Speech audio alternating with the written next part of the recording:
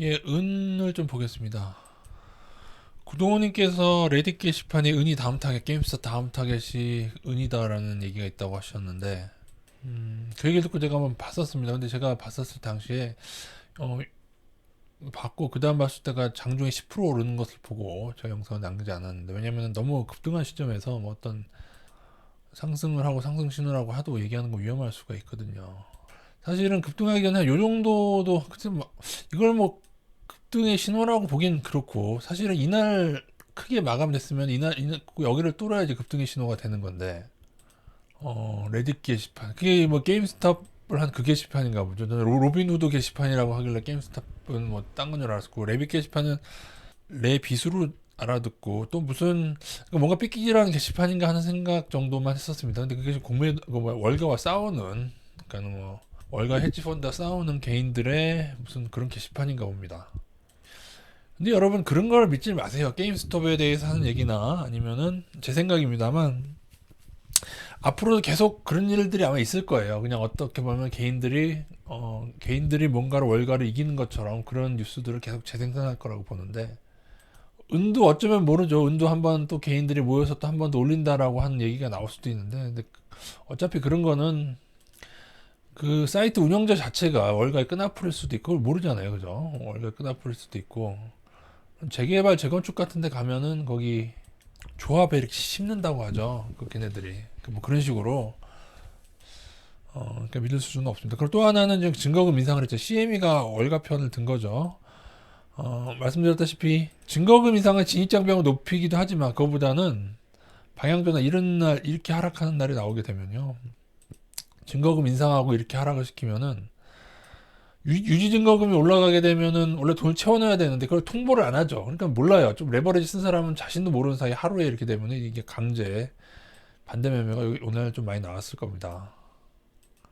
CME하고 월가랑 긴밀하게 협조돼서 이런 걸 하긴 하는데 무슨 이길 수 없는데 근데 제가 걱정되는 것은 이게 아니고 또 한 번 상황 따라서 이러한 일들을 또 연출을 또 할 수 있을 것 같아요. 근데 어차피 그래봐야 더 큰 가두리를 치기 위해서 더 큰 그물을 치기 위한 떡밥일 뿐이겠죠. 개인들이 뭘 해서 한다 그런 거는 다 믿지 마시기 바랍니다. 개인들이 움직일 수 있는 시장은 코스닥이나 이런 시총 작은 애들을 움직이는 거예요. 작은 애들을 움직일 수가 있지.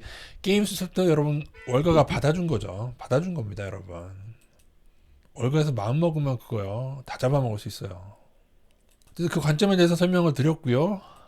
일단은 은차트 자체를 보게 되면은 아직은 그렇다고 하향 신호 구간이라고 하긴 그렇습니다.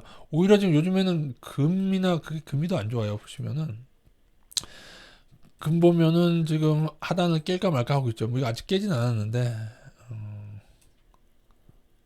아직까지는 의견 그대로입니다. 금과 은은 좀 떨어질 때마다. 그리고 은에 대해서 제가 예전 고점, 요것이 짐 로저스랑 제 생각이 다른 얘기인데, 짐 로저스는 예전의 고점을 얘기하면서 지금 낮은 레벨이라고 하는데, 그건 아닌 것 같습니다. 왜냐면 이때가 너무 오버슈팅 했어요. 이때가 작전했잖아요. 도이치뱅크가 여기 작전에 참여했다가 걸렸잖아요. 그죠?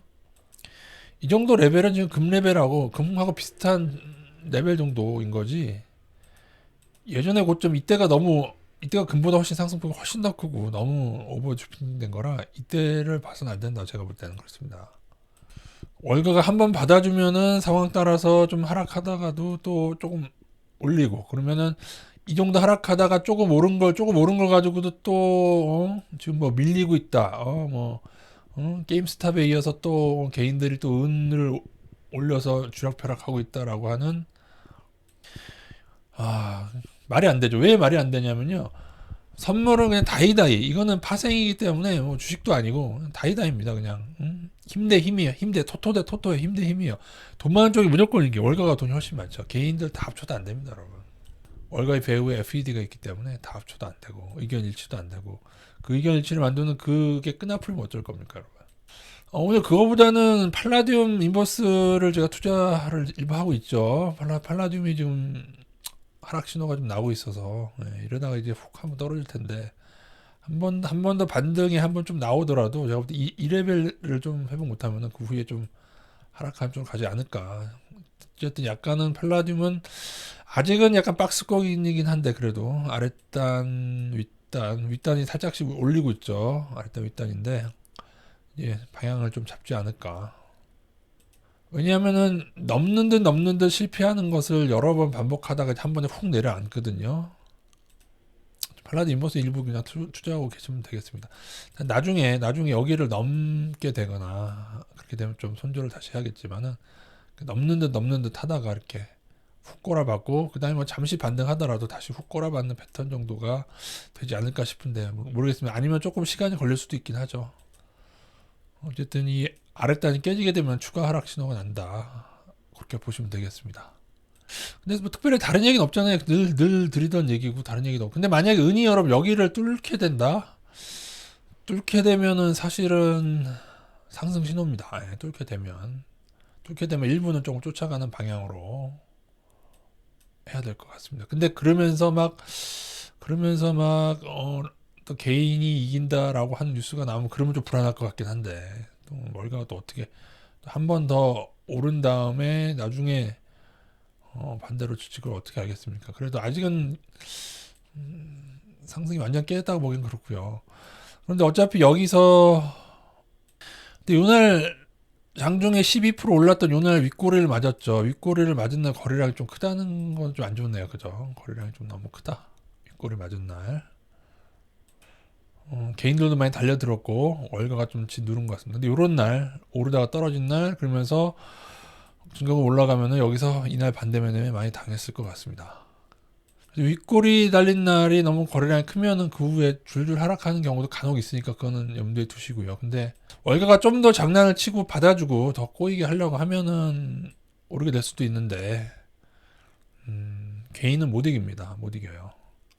개인들이 이길 수 있는 분야는 그래서 외국인 기관이 없는 잡주들 하는 거잖아요. 게임스톱도 잡주죠. 게임스톱은 잡주죠. 제 생각은 그렇습니다. 이상입니다. 골드를만 한 번 더 보면 골드는 이거 이렇게 수익경이라고 하는데 여기서 봐야 될 것 같은데요. 여기서 어디로 움직일지 여기서 그죠? 조만간 방향을 잡지 않을까. 아래일 수도 있고 위일 수도 있고 이렇게. 근데 잘 안 먹힙니다. 요거는 주식에서는 되게 잘 먹히는데 요 기법도 오히려 이 평행이 많이 먹혀요. 그 이유는 잘 모르겠는데 차라리 여기를 잡아야 되나 그죠? 왜냐하면 말이죠. 금도 기어이 여기를 한 번 더 넘는 것 같이 하다가 다시 꼬라박는 이런 패턴도 되게 많거든요. 이런 패턴은 주식은 잘 없는 패턴인데 어쨌든 좀 보시고 어렵습니다. 월가가 모든 걸 주무르고 있기 때문에 어려운 거예요, 여러분. 그래서 그냥 꾸준히 그냥 분할로 떨어질 때마다 아니면 떨어지든 오르든 상관없이 적립식으로나 투자하는 게 답이 될 수 있습니다.